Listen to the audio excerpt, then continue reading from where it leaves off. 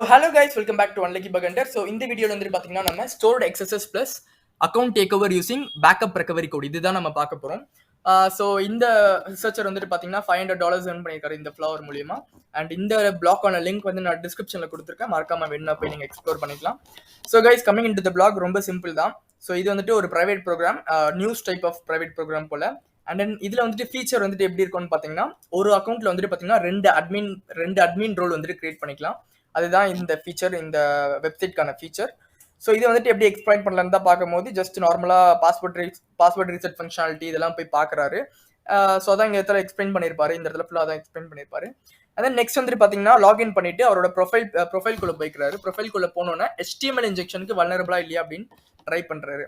So அவர் வந்துட்டு HTML take எல்லாமே, இந்த HTML இன்ஜெக்ஷன் எல்லாமே ட்ரை பண்ணுறாரு. ட்ரை பண்ணோன்னா ரெஸ்பான்ஸ் வந்துட்டு பார்த்தீங்கன்னா H1 tags, HTML tags எல்லாமே வந்து பார்த்தீங்கன்னா அவருக்கு டிஸப்பியர் ஆயிடுது, அதாவது ஃபில்டர் ஆயிடுது. ஃபில்டர் ஆகி வெறும் அதோட வேர்ட்ஸ் மட்டும் தான் ஜஸ்ட் என்ன காட்டுது. ஸோ அதான் இங்கே சொல்லியிருப்பாரு பாருங்க, H1 tag disappeared from all the input. So just இந்த HTML tags எல்லாமே அவருக்கு வந்துட்டு ஃபில்டர் ஆயிடுது. ஸோ நெக்ஸ்ட் வந்துட்டு XSS ட்ரை பண்ணலான்னு சொல்லிட்டு ப்ரொஃபைல் பிக்சரில் போய் ட்ரை பண்ணுறாரு. ஸோ பேலோட் வந்து பார்த்தீங்கன்னா இப்படி தான் இருந்தது. ஸோ அவரோட பேலோட் வந்துட்டு PNG ஃபார்மேட்டாக கன்வெர்ட் பண்ணி அதில் வந்துட்டு அவரோட பேலோட கொடுத்துருந்தாரு. ஸோ இதுதான் அவரோட பேலோடு. ஸோ இதை இன்ஜெக்ட் பண்ணி அந்த இமேஜ் வந்துட்டு நியூ டேப்ல ஓப்பன் பண்ணோன்னா வந்து பார்த்தீங்கன்னா அவருக்கு XSS பாப் ஆயிடுச்சு.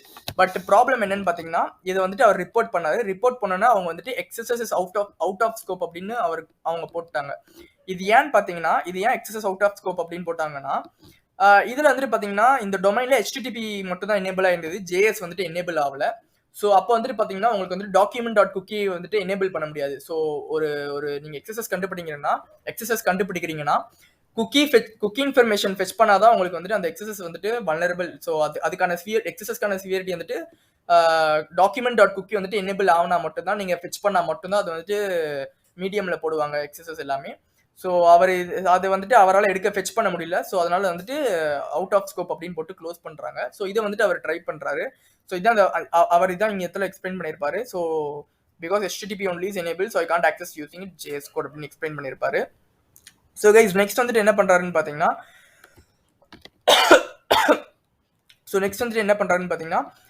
ஸோ அவரோட ரெக்வெஸ்ட் அண்ட் ரெஸ்பான்ஸ் எல்லாமே அனலைஸ் பண்ண ஆரம்பிக்கிறாரு. ஸோ அப்படி பண்ணும்போது பார்த்தீங்கன்னா அவருக்கு வந்துட்டு ரெஸ்பான்ஸில் வந்துட்டு ரெக்கவரி கோடு வந்துட்டு காட்டுது.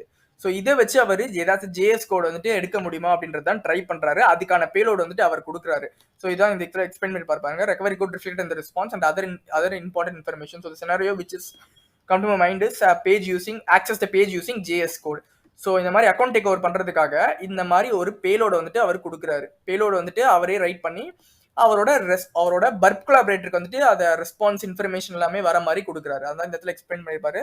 The role of JS code is to send get request to the interesting page and also get request to my burp collaborator.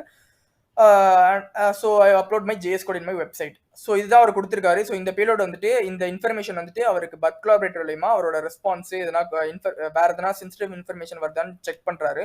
So அப்படி பார்க்கும்போது வந்துட்டு பார்த்தீங்கன்னா அவர் some information plus recovery codes எல்லாமே வருது. ஸோ இந்த ரெக்கவரி கோட்ஸ் யாருதுன்னு பார்த்தீங்கன்னா second அட்மினோடது. ஓகேவா, செகண்ட் அட்மினோடது. இது எப்படி கண்டுபிடிக்கணும்னு பார்த்தீங்கன்னா, recovery code same code when admin add new admin and he gets the code in his mail to register. So first admin and second அட்மினோட ரெக்கவரி கோடு வந்து பார்த்தீங்கன்னா சேமாக தான் இருந்திருக்கு. ஸோ அதுதான் இந்த இடத்துல ரிஃப்ளெக்ட் ஆயிருக்கு.